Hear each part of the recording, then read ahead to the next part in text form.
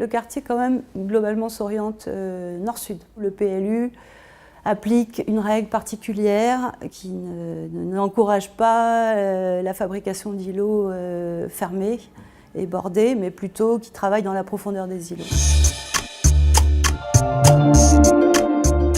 Mais pendant très longtemps, les hauteurs ont été plafonnées à 35 mètres. Nous avons préconisé assez tôt la possibilité de monter plus haut que 35 mètres.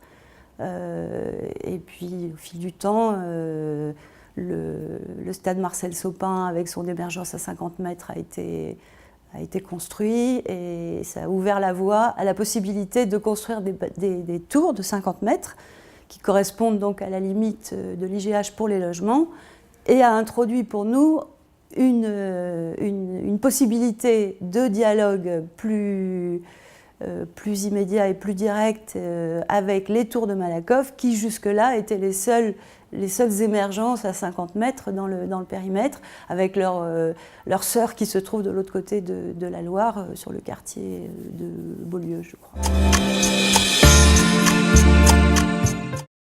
Il y a un exemple de tentative plutôt réussie de superposition de logements et de bureaux qui se trouve sur le Mail Picasso, l'opération dite Phare des Alizés, qui a été faite par M. Pont-de-Vie, qui superpose 4 ou 5 niveaux de logement sur 4 ou 5 niveaux de bureaux, mais dans une limite de 35 mètres. Et un quartier à vivre, c'est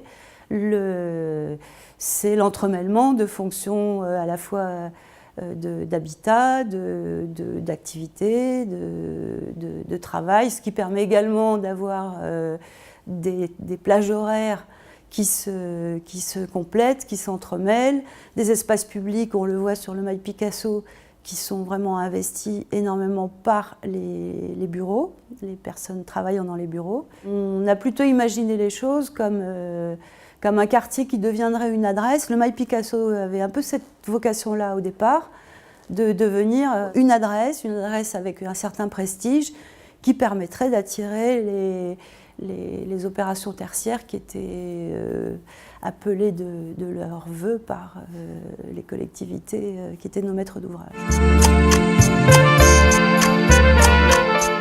Le New Air venait finir la frange, enfin l'épaisseur au nord du Mail Picasso. Donc, le Mail Picasso était constitué et c'est une sorte de clé de voûte de cette séquence du Mail Picasso qui devait se construire là, sur un îlot relativement petit et avec une tour qui était la 3e, je crois, à 50 mètres. Ce qui a été déterminant pour le bâtiment New Air, c'est qu'il est dans une position centrale et d'une certaine manière, il parle de l'horizon, de ce qui va se développer au-delà de Picasso et de l'horizon de la petite Amazonie, de la Loire. Il y a quelque chose comme ça. Il fait rayonner un peu le Mail Picasso sur un périmètre plus large.